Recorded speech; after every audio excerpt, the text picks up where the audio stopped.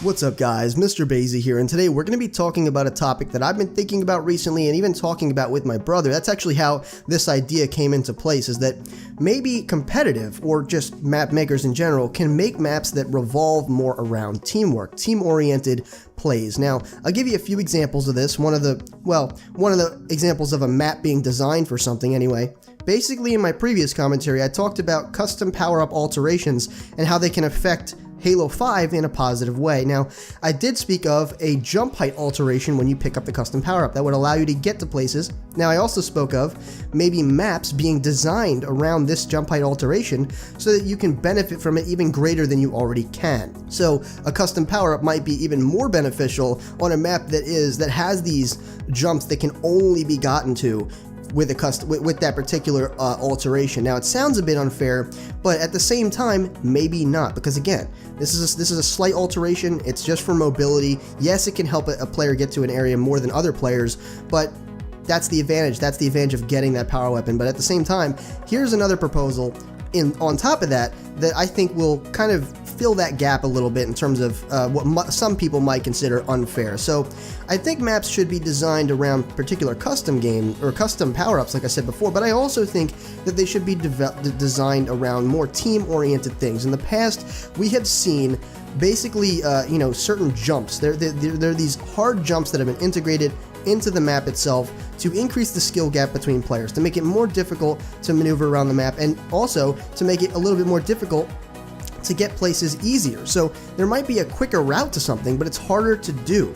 So if you're going to risk doing it, if you need to master that jump, whatever it may be, whether it's a jump across a gap or we saw on Onslaught on CTF from Halo 3. It was the competitive CTF map in Halo 3.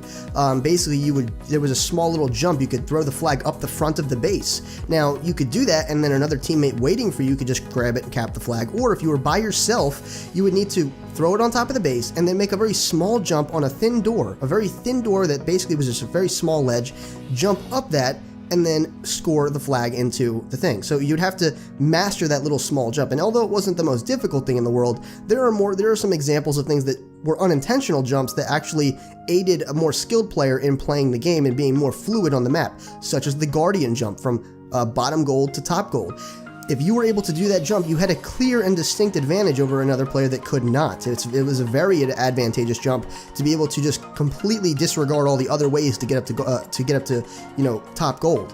Very advantageous. So this is a bit more in depth of a kind of idea where I'm using Counter-Strike here as the example, because Counter-Strike has a great team-oriented play style when people want to get places, or when people want to get better angles, or whatever it may be.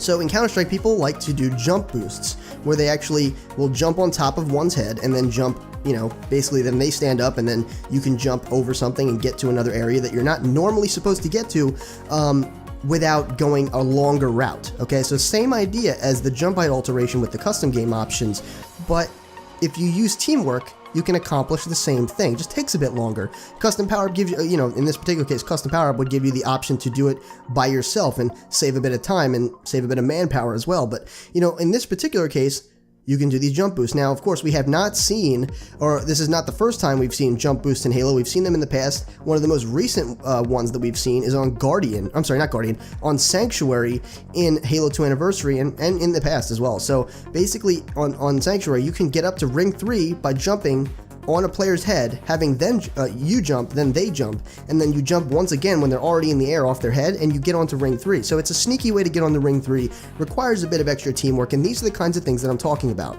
So for the simplicity of this commentary, and just for, we're going to use one example, which is going to be jump boosts. There's multiple other things you could do, I'm sure, but again, for simplicity's sake, we're going to use jump boosts. So we can make maps that are designed around these different things, and I know there's a vaulting mechanism, and in my opinion, it's not 100% bad.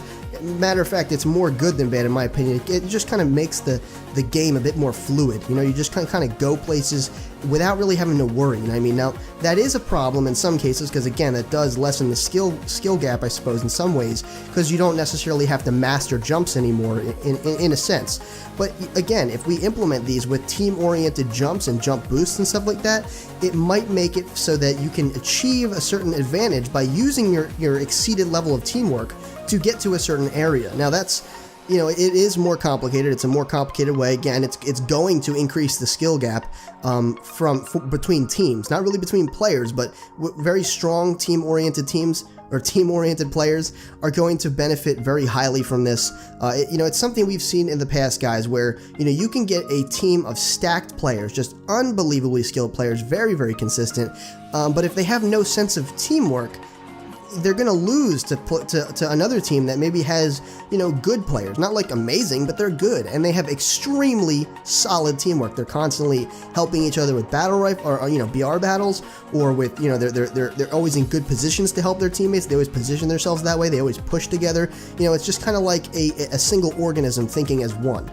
That's kind of the way that the best players are going to be playing, you know what I mean? Especially in the top leagues. So it's going to benefit people that are able to really hone in that teamwork.